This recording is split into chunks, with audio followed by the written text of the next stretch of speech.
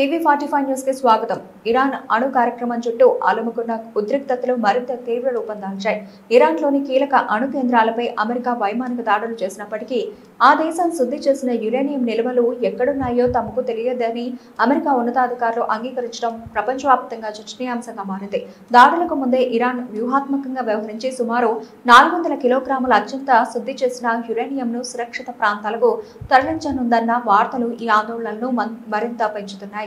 Iran Israel మధ్య అణు వివాదం ముదురుతున్న నేపథ్యంలో అమెరికా అధ్యక్షుడు డొనాల్డ్ ట్రంప్ కీలక ఆదేశాలు జారీ చేశారు.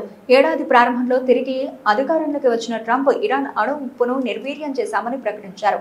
20న అమెరికా దళాలు ఇజ్రాయెల్ నిఘా వర్గాల సహకారంతో ఇరాన్లోని ఫోర్జ్, నతాన్జ్, ఇస్ఫహాన్ అణు కేంద్రాలపై వైమానిక దాడులు జరిగాయి. ఈ దాడులతో ఇరాన్ అణు సామర్థ్యం పూర్తిగా తుడిచిపెట్టుకుపోయిందని ట్రంప్ తన మద్దతుదారులకు తెలిపారు. అయితే అమెరికా వాదనలను ఇరాన్ అధికారులు తక్షణమే తిప్పికొట్టారు. తమ కీలక అణు మౌలిక సదుపాయాలకు ఎలాంటి పెద్ద నష్టం జరగలేదని, యురేనియం శుద్ధి చేసే సామర్థ్యం కూడా తగ్గలేదని ఇరాన్ ప్రభుత్వం మీడియా, విదేశాంగ శాఖ ప్రకటించాయి. ఈ వాదనలకు బలం చేకూరుస్తూ న్యూయార్క్ టైమ్స్ ఒక కథనాన్ని ప్రచురించింది.